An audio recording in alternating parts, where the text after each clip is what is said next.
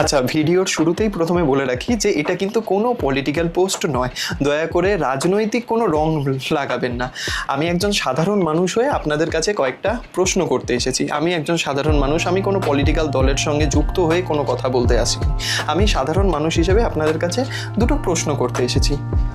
মনে করুন আমি আপনার সামনে গিয়ে হঠাৎ করে, আপনি হয়তো আমাকে সেভাবে চিনেনি না, জানেনই না, হঠাৎ করে আপনাকে গিয়ে যদি বলি আমাকে 300 টাকা দিন তো, কিন্তু এই 300 টাকা কবে পাবেন কোনো ঠিক নেই বা নাও পেতে পারে, আপনি হুট করে সেই 300 টাকাটা আমাকে দিয়ে দেবেন?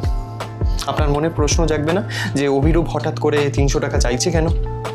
আচ্ছা, এরকমও তো হতে পারে অভিরূপের ব্যাংকে হয়তো 10 লক্ষ টাকা রয়েছে, তারপরেও ও হয়তো 300 টাকা চাইতে এসেছে। আপনার মনে তো বহু রকমের প্রশ্ন আসবে।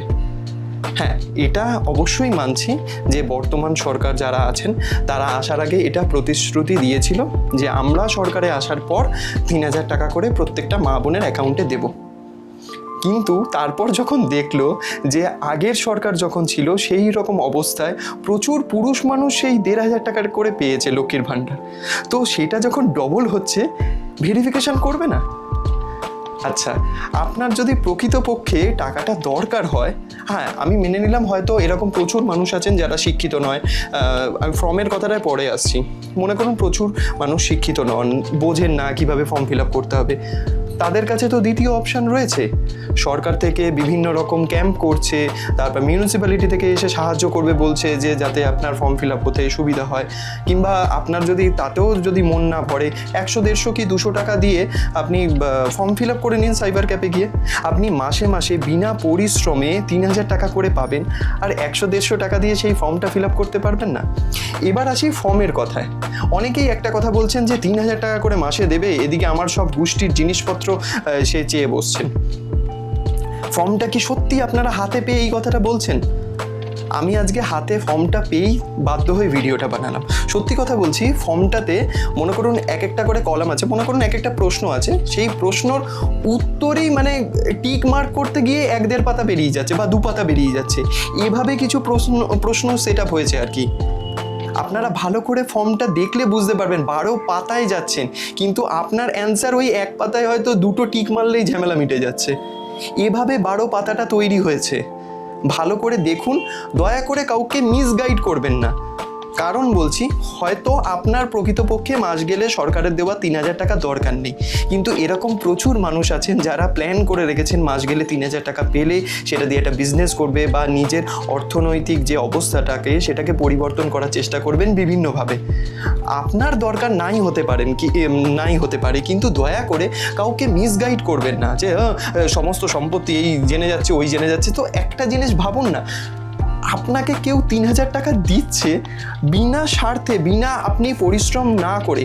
একটা জিনিস ভাবুন, একটা ছেলে বা মেয়ে বা যে কোনো মানুষ যদি মনে করুন এখন এই অবস্থায় চাকরি জয়েন করতে চায়, খুব মিডিওকার মানুষ, সে প্রথম স্যালারি কত টাকা পাবে? খুব বেশি হলে 12,000, 13,000, 15,000।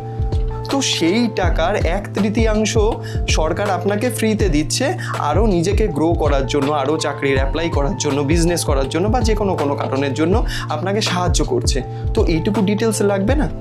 ইভেন কালকেও তো সরকার থেকে একটা কথা জানানো হয়েছে যে এই ডিটেলসগুলো রাখা হচ্ছে একটাই কারণে, কারণ ইন ফিউচার আরও অনেক রকম পন্থা আসছে যেগুলো তারা অ্যাপ্লাই করবেন, কিন্তু এই ডকুমেন্টসগুলো তাদের কাছে থাকলে একেবারে সেগুলো করতে সুবিধা হবে। তো এই জন্য রাখা। দয়া করে যারা ভিডিও বানান, দয়া করে কাউকে মিসগাইড করবেন না। আর যারা ভাবছেন যে আমি ফর্ম ফিল আপ করবো না, কি যায় আসে, দয়া করে একবার ফর্মটা পড়ে দেখুন। ফর্মটা পড়ে যদি আপনাদের মনে হয় যে না, এখানে আমার সমস্ত রকম ডিটেলস চলে যাচ্ছে, আমি কেন ফর্ম ফিল আপ করবো, আগে নিজে একটু স্বনির্ভর হন না। মানে স্বনির্ভর হওয়াটা খুব দরকার। কারোর কথায় দয়া করে নিজের মাইন্ড সেট আপটা চেঞ্জ করবেন না। কারণ আমার আশেপাশেও আমার কাকিমা, মাসিমা, পিসিমা, আমার মা, ফ্যামিলিতে যাদের প্রকৃতপক্ষে দরকার টাকাটা, তারা নিজের অর্থনৈতিক জায়গাটাকে স্ট্রং করতে পারবে। তো আমি তাদের স্বার্থেই এই ভিডিওটা বানালাম, যাতে কারুর দ্বারা মিসগাইড হয়ে যে সাহায্যটা পেলে আপনি ইন ফিউচার কিছু করতে পারবেন সেটা যাতে বন্ধ না হয়ে যায়। তো দয়া করে আমি এটুকু বলবো যে যারাই ফর্ম ফিল আপ করবেন বা করবেন না সেটা তার তো ব্যক্তিগত ব্যাপার, কিন্তু কাউকে দয়া করে মিসগাইড করবেন না।